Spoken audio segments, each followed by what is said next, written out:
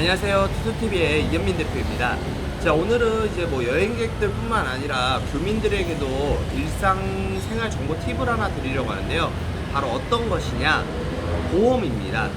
우리가 여행을 오거나 또는 이제 교민들이 베트남에 살면서 과연 보험이 많이 중요한가 이런 생각을 하실 거예요. 특히나 이제 한국에서 이제 보험을 하다 보면 이제 보험을 가입을 하다 보면 매달 우리 아프지도 않는데 매달 돈 내야 되는 거에 대해서 좀 낭비라고 생각을 해서 쉽게 이제 좀 아깝다라고 생각을 하고 준비를 안 하는 경우가 많은데, 제가 봤을 때는 베트남에 오실 때는 꼭 여행자 보험이든 준비를 하시는 게 맞지 않을까. 그리고 보험이 중요하기 때문에 오늘 이 부분에 대해서 좀 제가 간략하게 설명을 드리려고 합니다.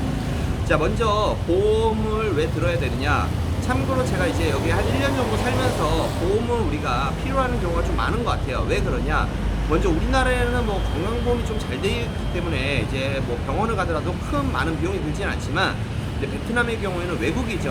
뭐 흔히 생각해서 우리가 봤을 때 뭐 미국이나 또는 이런 유럽권 국가들만 병원비가 비싼 게 아니라 베트남의 경우에도 일단은 병원비가 많이 비쌉니다. 그리고 따뜻한 나라이기 때문에 뭐 감기가 걸릴까 이런 생각도 하실 수도 있겠지만, 어떤 게 있냐, 바로 날씨가 덥기 때문에 우리가 에어컨을 켜죠. 그러다 보면은 이제 이런 것 때문에 좀 감기가 걸리는 경우가 많아요. 그래서 저희 경우에도 사실 좀 감기가 많이 걸리는 편인데, 이 부분 때문에 병원을 그냥 기본적으로 갔을 때 우리가 한번 병원을 가면은 뭐 로컬 병원도 있고 또는 이제 국제병원도 있고 또는 한국인이 운영하는 병원도 있는데, 이러한 병원을 갔을 때 기본적으로 한국인 병원을 많이 갔었을 때는 평균적으로 그냥 약 처방만 받고 이제 감기 때문에 갔다 온다 했었을 때는 금액이 한 어느 정도 되느냐, 우리나라 돈으로 약 한 7만원에서 8만원 정도 나오는 것 같아요. 그리고 링겔 있잖아요. 우리가 흔히 얘기하는 링겔까지 맞았을 때는 약 15만원에서 17만원 정도 되는 것 같습니다.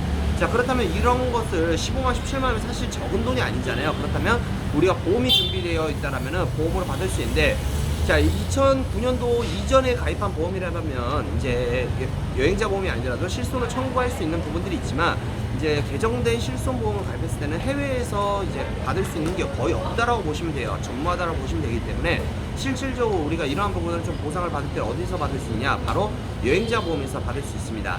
자, 여행자 보험은 일단 뭐 현지 체류하고 있는 중에는 가입이 조금 불가능한 경우가 많기 때문에 한국에서 꼭 가입을 하시고 오시는 것을 권해드리고, 뭐 여행객들은 뭐 단기 여행자 보험을 가입하면 되고, 그리고 이제 장기로 이제 가입을 할 때는 한 1년 정도까지는 가입이 가능한데, 이제 왜 체류국가 있잖아요. 뭐 유학생 보험이라든지 장기 체류 보험이 있습니다. 그래서 이 부분을 준비하시면 좋을 것 같아요. 그래서 이 부분은 이제 뭐 금액에 따라서 우리가 설정을 할 수가 있습니다. 뭐 병원비는 뭐 통원은 얼마까지 또는 입원은 얼마까지, 그래서 총 한도를 얼마까지 정할 수가 있는데, 뭐 젊은 사람이라면 제가 봤을 때는 뭐 한 1,000만원 정도로 설정을 해놓고 가입을 해오시는 게 괜찮을 것 같고요.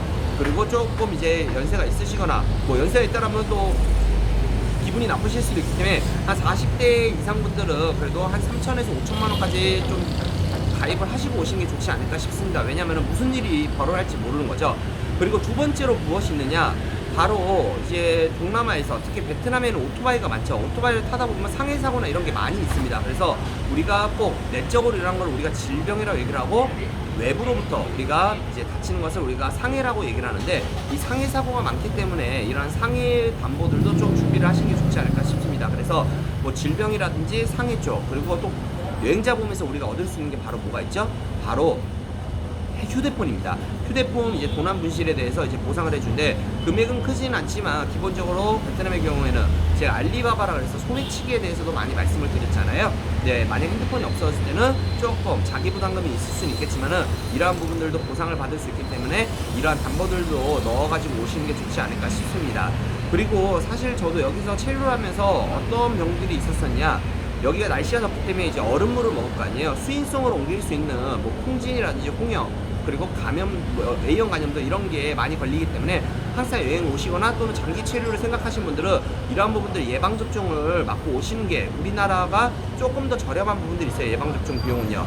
베트남의 경우는 한 만원에서 2만원 정도는 무조건 더 비싸다라고 보시면 좋을 것 같아요. 그래서 오늘 여행자 보험에서 간략하게 알아봤는데, 추가적으로 좀 장기 체류 하시는 분들한테 한 가지 팁만 더 드릴게요. 현재 나와 있는 우리나라 뭐 하나생명이라든지 또 여러 개의 보험사들이 있습니다. 그래서 우리나라 실손과 같이 실손을 보장해주는 보험이 있거든요. 뭐 현지 보험에서 실손도 있지만 현지 보험의 경우에는 꼭 정해진 병원을 가든지 이런 부분들이 있기 때문에 저의 경우는 일단은 하나생명에 이제 실손보험을 가입을 했는데 우리나라처럼 90%까지 보상이 되고 5천만 원 한도 내에서 또 이러한 부분들이 있으니까요. 만약에 이러한 부분들 혹시 어떻게 가입하셨나요? 또는 담보 등이 궁금하신 부분들이 있다라면은 위에 상단에 있는 연락처로 연락 주시면은 제가 또 아는 범위 내에서 이러한 부분들은 또 상담을 도와드리도록 하겠습니다.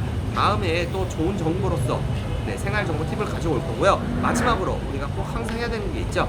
좋아요하고 구독은 누르는 건 무료니까는 꼭 눌러주시면 감사하겠습니다. 감사합니다.